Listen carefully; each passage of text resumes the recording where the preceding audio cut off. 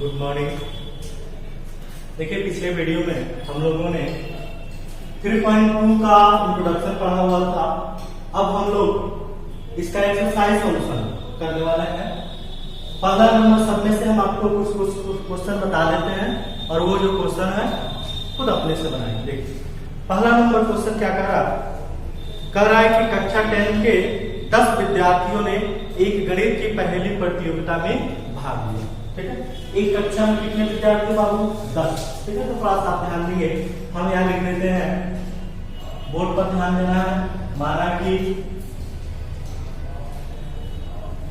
लड़कों की संख्या कितना मान लेते हैं बाबू? x। लड़कियों की संख्या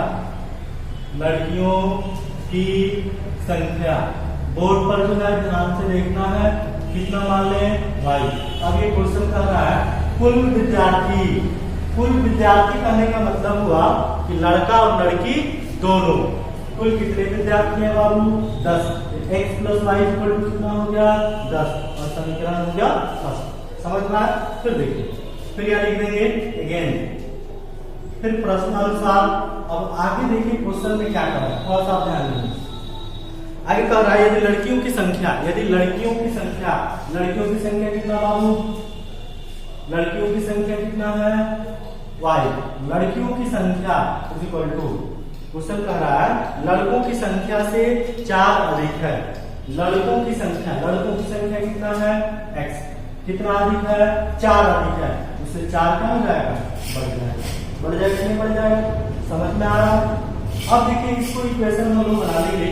अब यहाँ ये इक्वेशन फर्स्ट, ये इक्वेशन हो गया आपका सेकंड। ठीक है, अब देखिए हम लोग को दोनों को अगर निकालना है तो सॉल्यूशन यदि आप निकालें, यहाँ देखिए सॉल्यूशन यदि निकालेंगे तो y ये आपका प्लस में है, इधर आएगा तो माइनस इक्वल टू कितना? 4। और इसको मान लेते हैं समीकरण कितना?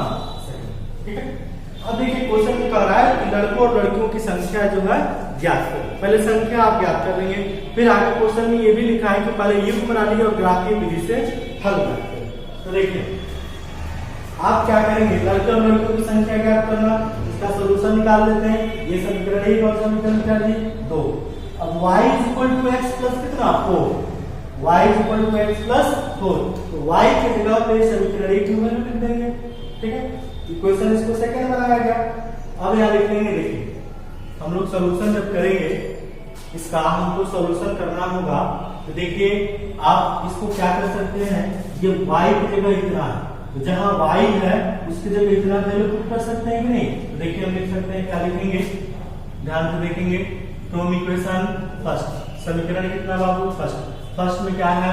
x plus y equal to कितना? 10। अब देखिए ये x का x लिख दें प्लस ये y है तो y की जगह हम कितना रख दें? x plus 4। इस y की जगह क्या लिखते हैं बाबू? x plus 4 equal to 10। ये तो जुड़ेगा, x और x कितना? 2x इक्वल टू ये 10, ये प्लस में इधर जाएगा तो -4, ये हो जाएगा 2x इक्वल टू बचेगा तो कितना? 6। यानी कि x इक्वल टू कितना बाबू? 6/2। x का वैल्यू कितना हो गया? 3। और x किसकी संख्या है? लड़कों की संख्या कितना हो गया? 3। अब देखिए x का मान समीकरण 1 में रखने पर, समीकरण 1 में यदि हम रखेंगे तो समीकरण 1 में क्या है बाबू? x plus y equal to कितना है बाबू? 10। देखिए x का x हो गया। अब x की जगह क्या रखेंगे? 3 प्लस कितना जी? y इक्वल टू कितना? 10। अभी हो जाएगा y इक्वल टू 10, ये प्लस में इधर जाएगा तो माइनस में कितना? 7। ठीक है, तो y का वैल्यू कितना हो गया? 7। y क्या है बाबू? लड़कियों की संख्या। y क्या है? लड़कियों की संख्या। क्योंकि हम लिख सकते हैं यहाँ पे, क्योंकि लड़कों की संख्या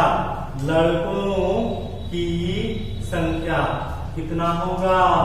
3। और लड़कियों की संख्या कितना होगा बाबू? y है तो y कितना? 7। यही आपका दोनों आंसर है। ठीक है, पहले के क्वेश्चन में कहा रहा था कि लड़के और लड़कियों की संख्या जो है ज्ञात है, तो ये हमने लड़के और लड़कियों की संख्या ज्ञात कर दी। अब ये क्वेश्चन ये कह रहा है कि ग्राफीय विधि से हल करें। किस मेथड से बाबू? ग्राफीय विधि से। ठीक है, तो हम लोग अब इसको ग्राफीय मेथड से हल करेंगे। तो पहला इक्वेशन ये और दूसरा इक्वेशन ये, इसी दोनों इक्वेशन से हमको ग्राफीय मेथड से हल करना है। चलिए हम आपको ये भी बता देते हैं, ऐसे हम बताए भी हैं लेकिन फिर से एक बार बता देते हैं ग्राफीय मेथड और कैसे आप लोग इसको बनाएंगे। ठीक है, तो इसको आप नोट कर लेंगे। अब चलिए हम लोग ग्राफीय मेथड से बनाते हैं। ये तो हुआ लड़के और लड़कियों की संख्या, लेकिन अब क्वेश्चन में ये कह रहा है कि ग्राफीय मेथड का उपयोग कर आप इसका क्वेश्चन जो है बनाए। ठीक है, इसका क्वेश्चन जो है आपको बनाना है। हम पहला इक्वेशन लिख देते हैं बाबू, x plus y equal to कितना जी 10।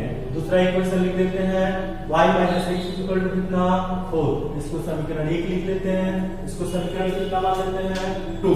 ठीक है, अब देखिए, अब हम लोग क्या करते हैं बाबू, जो इक्वेशन दिया है, क्या दिया है इक्वेशन, दो इक्वेशन दिया है, तो दोनों इक्वेशन से हम लोग सॉल्यूशन ज्ञात करेंगे।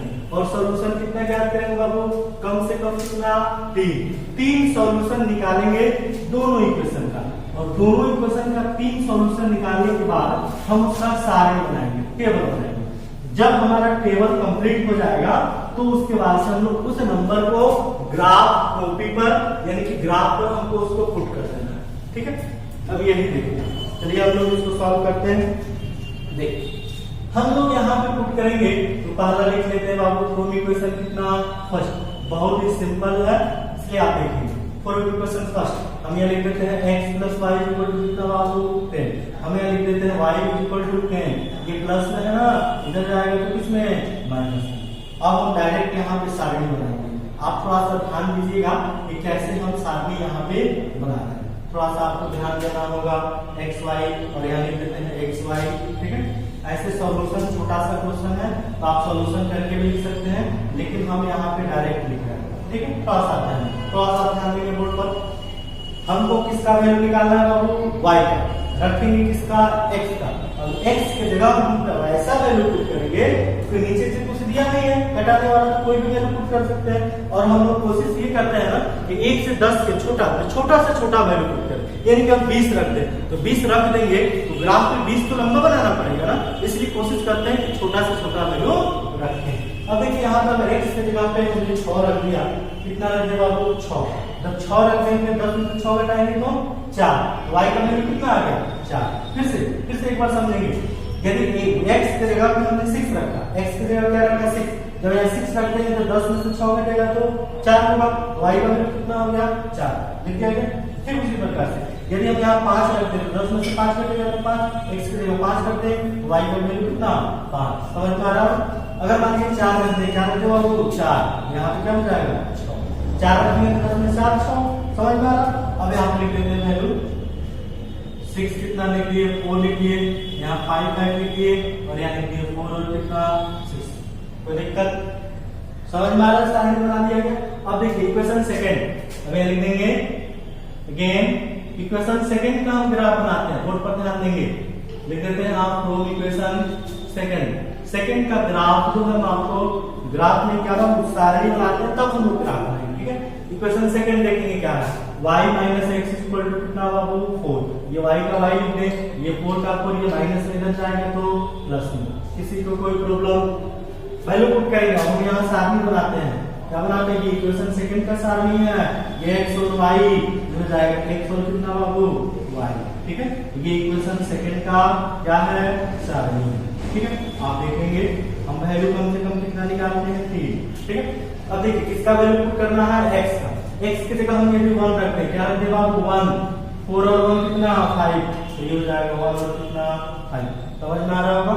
अगर हम 2 लिख दें तो 4 2 6, 2 और 6 हो जाएगा। समझ में आ रहा है ना। इस तरीके से हम लोग क्वेश्चन को बनाते हैं। या अगर हम यहाँ पे 3 रख दें तो 4 और 3 कितना हो जाएगा 7, 3 और कितना हो जाएगा 6। ठीक है, अब इसी ग्राफ को इसी सारणी को हमको ग्राफ में पुट कर देना है। ठीक है, तो देखिए नेगेटिव तरफ कोई वैल्यू नहीं है, सिर्फ पॉजिटिव तरफ वैल्यू। हम लोग ऐसे ग्राफ बनाएंगे, ऐसे तो आप जानते ही हैं। ठीक है, नेगेटिव जो वैल्यू है कोई नहीं है, y और ये हो जाएगा y डैश और ये जाएगा आपका x डैश और ये हो जाएगा x। ठीक है, हम यहाँ पे लिख देते हैं 0 और यहाँ लिख देते हैं बाबू 1 2 ठीक है 3 4 5 6 7 8, ठीक है।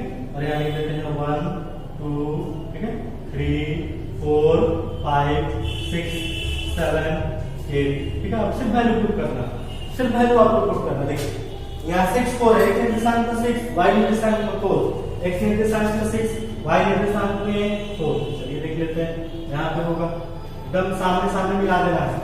पहले x निर्देशांक फिर y निर्देशांक, और इसको ये लिख देते हैं, हो जाएगा 6 और कितना बाबू 4, ठीक।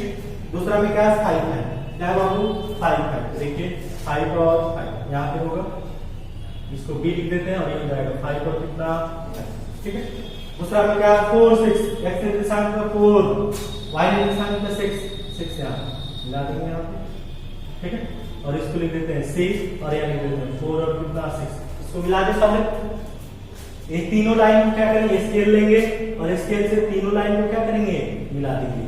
जैसे भी मिलेगा तीनों लाइन को हम लोग क्या करेंगे, मिला देंगे। ग्राफ को जो बनाइएगा आप लोग वो सही बनेगा, ठीक है। ग्राफ को बनाइएगा एकदम सीधे मिलेगा, ठीक है। और ये जो ग्राफ हुआ किस इक्वेशन का ग्राफ है उसका वैल्यू यहाँ लिख लीजिए, क्या है x + y = 10। पहले इक्वेशन का ग्राफ बनाना है। ठीक उसी प्रकार से दूसरे इक्वेशन का बना देना है।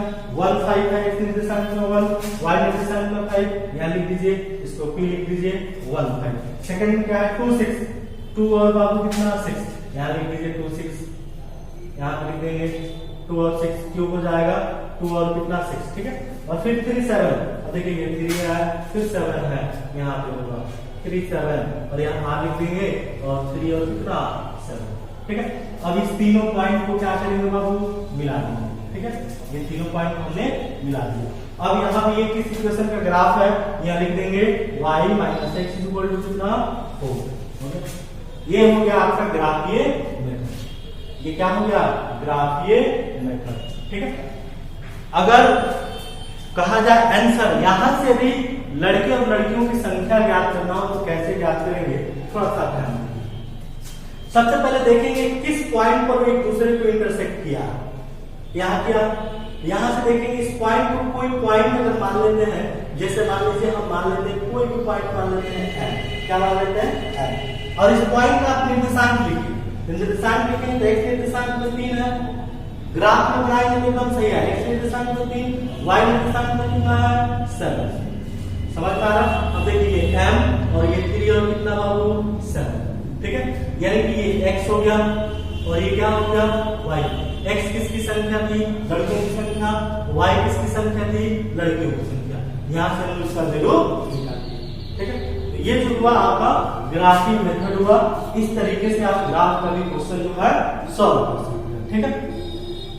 तो ये इसको भी आप इसको नोट कर लेंगे। अब चलिए हम लोग अगला क्वेश्चन देखते हैं, कैसे हम लोग अगला क्वेश्चन जो है सॉल्व करेंगे, ठीक है। इसको आप नोट कर लेंगे। और दूसरा जो क्वेश्चन है बाबू, इसमें पहला का ही दूसरा क्वेश्चन है, उसको जो है खुद अपने से इसको बनाना है।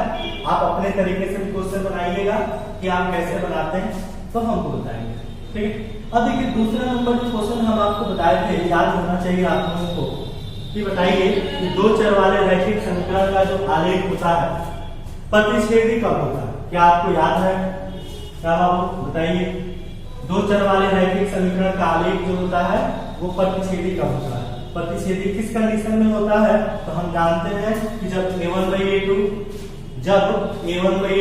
और नॉट इक्वल टू किसके बराबर बाबू, b1/b2, तो वो रेखाएं क्या होती है, प्रतिच्छेदी होती है, ठीक है। रेखाएं क्या होती है, प्रतिच्छेदी होती है। इसलिए हम लोग दो चर वाले रैखिक समीकरण का आलेख जो होता है ना, उसको हम लोग क्या कहते हैं, दो चर वाले रैखिक समीकरण का आलेख प्रतिच्छेदी होता है। ये ध्यान रखना, ठीक है। इस तरीके से हम लोग वहां से बनाते हैं दो चर वाले रैखिक समीकरण का आलेख, दो चर वाले रैखिक समीकरण का आलेख। इस तरीके से हम लोग उसको समझते हैं।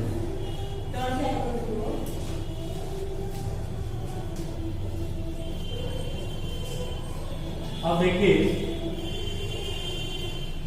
अब हम लोग क्वेश्चन जो है बनाते हैं दूसरा।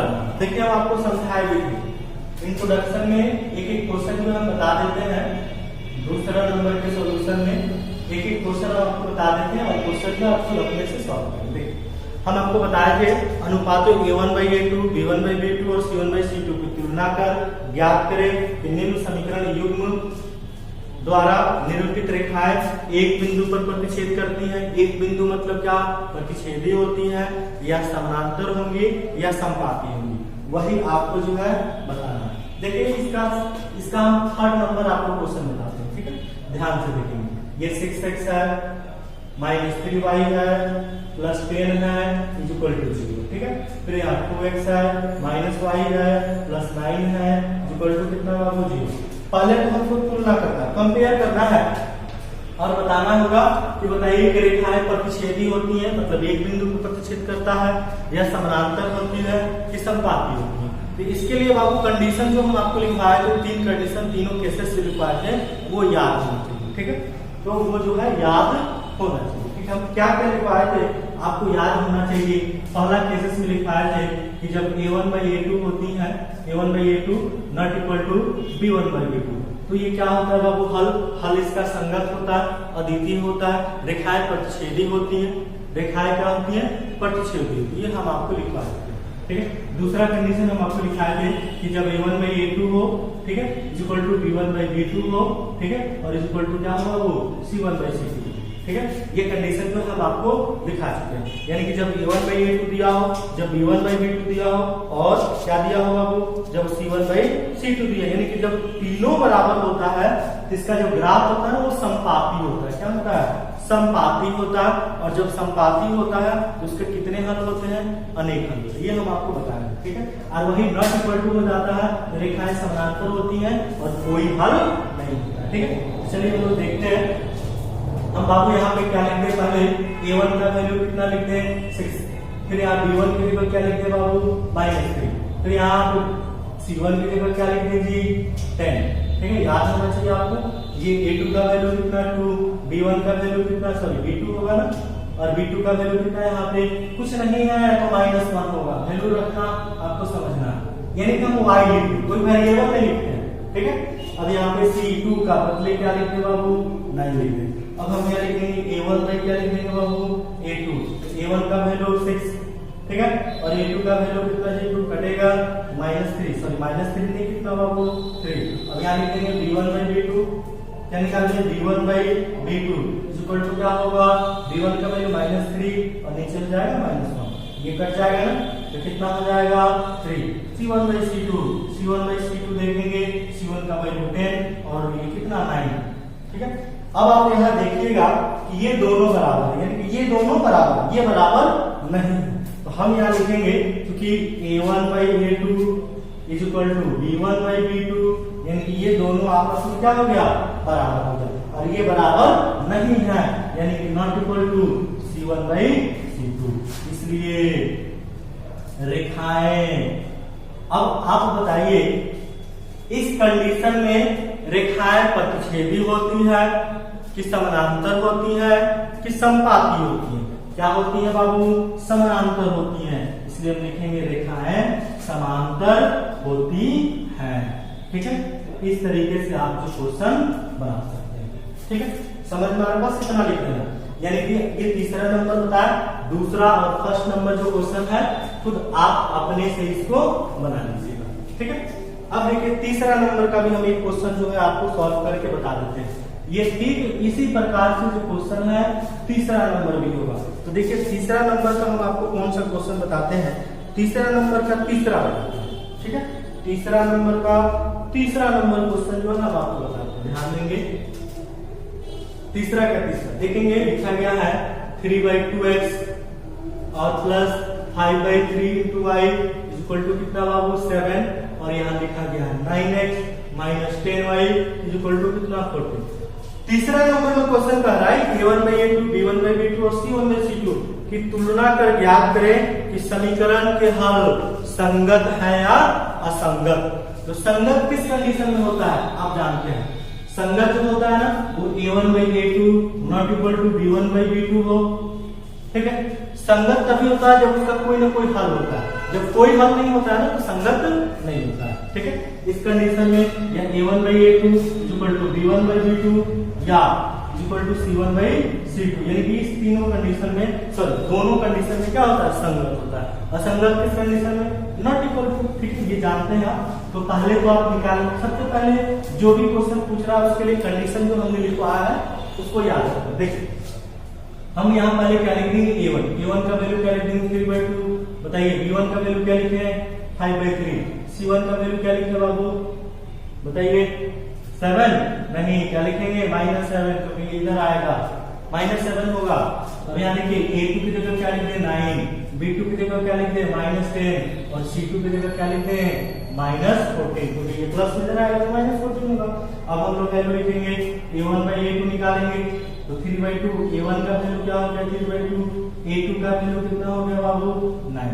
और इसको घटाएंगे, इसका बेस नहीं है 9 का, इसके नीचे कुछ नहीं तो 1, ये हो गया 3/2, ऊपर 1 जाएगा नीचे 9, ये कटेगा ना 3 बार में तो 1 क्या हो जाएगा 6।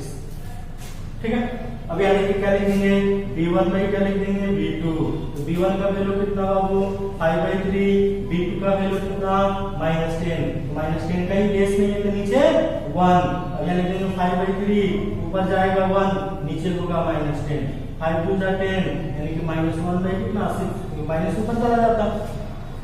अब एक निकाल देंगे c1/c2, क्या निकाल देंगे बाबू c1/c2, देखिए आप बोर्ड पर c1/c2 निकाल ले तो c1 की जगह क्या लिखेंगे -7 -14, माइनस कटेगा 7 गुना 14, 1/2। तो पहले तो ये देखेंगे दोनों बराबर है कि नहीं, पहले ये दोनों बराबर है नहीं है, क्योंकि प्लस में और एक माइनस में, तो हम यहीं पे लिख देंगे क्योंकि a1/a2 not equal to b1/b2। जब ये आ गया तो हल क्या होगा संगत, इसलिए लिखेंगे, इसलिए हल जो है ना बाबू वो क्या होगा संगत हल होगा। ठीक है, ये कंडीशन है। ये आपका क्वेश्चन तीसरा नंबर का तीसरा नंबर है। और तीसरा नंबर के क्वेश्चन में एक क्वेश्चन जो है और दिया गया है 5 नंबर भी, ठीक इसी प्रकार से जो क्वेश्चन जो है आपको बना देना है। ठीक है, अब देखिए 4 नंबर क्वेश्चन क्या कर रहा है। 4 नंबर क्वेश्चन आपके लिए कह रहा है कि युग्म संगत असंगत है, तो आप चेक कर सकते हैं कौन संगत है और कौन असंगत। अब क्वेश्चन कह रहा है यदि संगत है, जैसे ये संगत हो गया, ठीक है, अगर संगत है तो ग्राफीय विधि से हल करें। जो इक्वेशन अगर संगत होगा तो ग्राफीय विधि से हल करना। अब इसको क्या करना है, ग्राफीय विधि से हल करना। ठीक है, जो संगत होगा वही, जो असंगत होगा उसको नहीं, ग्राफीय विधि से हल करना। ठीक है, तो 4 तक जो क्वेश्चन है बाबू, आप 4 तक क्वेश्चन जो है आप खुद अपने से बना लीजिएगा। उसके बाद से बाकी इसमें 3 क्वेश्चन है, तो 3 क्वेश्चन जो है हम आपको अगले वीडियो में बताएंगे। ठीक है, थैंक यू।